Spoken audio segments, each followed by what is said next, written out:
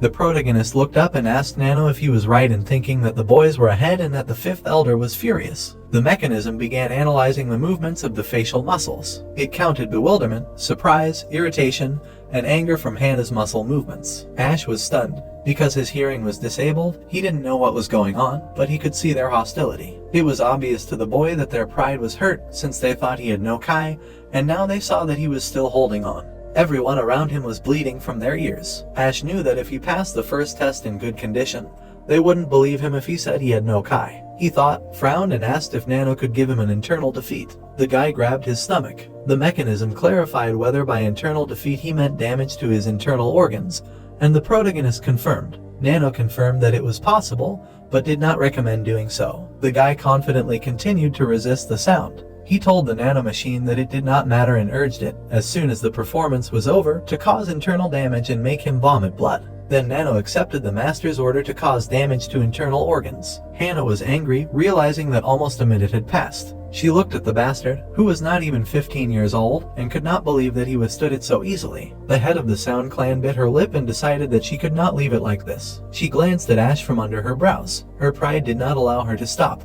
Hannah began to play many times stronger. She suggested that the protagonist try to withstand the performance, which would require half of her body's strength. Ben noticed that something was wrong and turned to Hannah as it was dangerous. Romeo winced in pain. He had started bleeding. The left bodyguard tried to stop the fifth elder from making things worse. The head of the Sound clan came to her senses and let go of the strings. The energy from the square immediately dissipated. The candidates struggled to get up from the ground when it was finally over. Hank sat nearby with a flask. He noted that if Hannah had added a little more power, everyone would have failed the first test. The right bodyguard could not believe that the fifth elder had lost control. Hannah sadly sat down on a chair and began to reproach herself for what she had done. The woman realized that she had not been able to control her anger at the bastard and had used half of her power. She gritted her teeth and decided that all this was because of the enemy of the 6 clans, because of Ash. The protagonist stood there, unmoving. He trembled slightly, then reached up to cover his mouth. The boy coughed up blood, causing both Ben and Hannah to notice him. Jack turned around, surprised as well. He honestly didn't understand what was going on.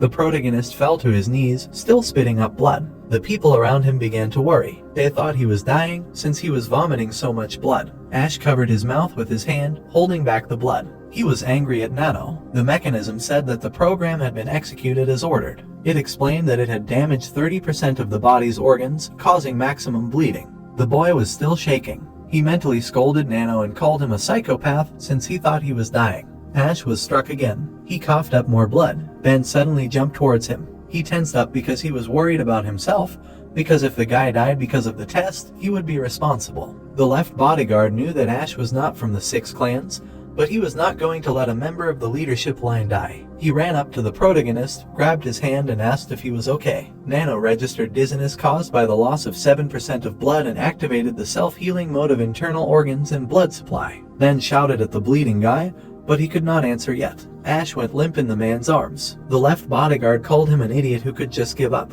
The mechanism warned the master that he was in a dangerous state. The protagonist did not move. He only asked Nano to wait a little longer, then picked him up, felt his pulse and wondered how much kai he had since he had endured so much. The result shocked him, then looked at the protagonist, whose hand he held, in confusion when he found out that he had no kai. He looked at Ash, covered in his own blood, and thought that he was truly crazy. There were bad rumors about the 7th prince, but the man did not expect much. Ben did not know how to react to this. He could not believe that the protagonist passed the first test of only mental endurance and willpower. The left bodyguard raised his palm, and his subordinates immediately appeared. Ben glanced over his back at the 2 warriors and ordered them to carry him to the infirmary. The warriors accepted the order. The man continued to look at Ash, who was placed on a stretcher. The boy did not lose consciousness. He asked Nano to heal him faster. Hannah watched this in silence. She was shocked that the child, who withstood the waves of energy like it was nothing, was now in such a state.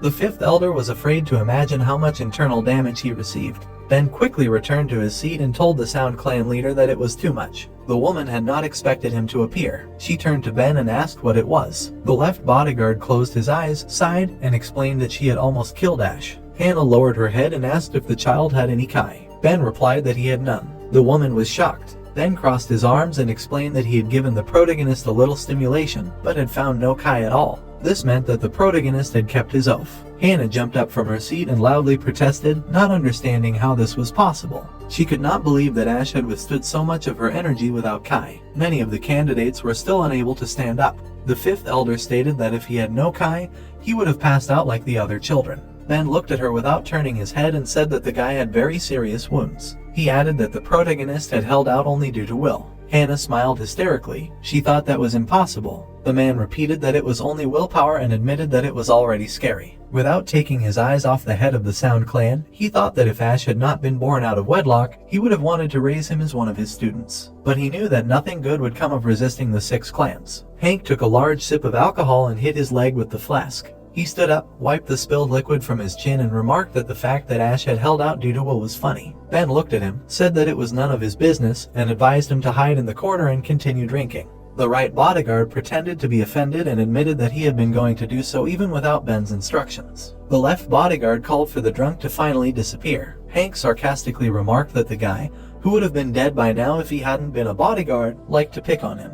Ben got angry and pointed out to the guy, who could talk even with his mouth full of alcohol, that Hank, if he hadn't been a bodyguard, would have been a corpse that day too. This hurt the drunk's pride. A physically tangible tension arose between the two of them. The candidates felt a powerful energy. Streams of power were directed from their side to Ben and Hank. Jack and the rest of the main clans began to worry, looking at the right and left bodyguards. Stones were about to fly up from the ground, but the streams of energy died down. Hank clicked his tongue in displeasure. He left with a smile, not forgetting his drink, calling Ben some bad names at the end. The left bodyguard only chuckled in response. The drunk walked past the candidates lying on the ground and scolded them for how they looked from just a wave of energy. He concluded that modern children had no courage at all. Hank frowned and seemed to sober up when he compared these students to someone. He thought of the 7th prince. The man smiled confidently and admitted to himself that he liked this guy.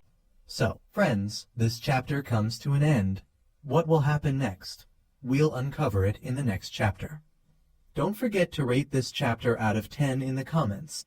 We'll see you in the next video. Until then, take care and goodbye. Don't forget to like the video and subscribe to the channel.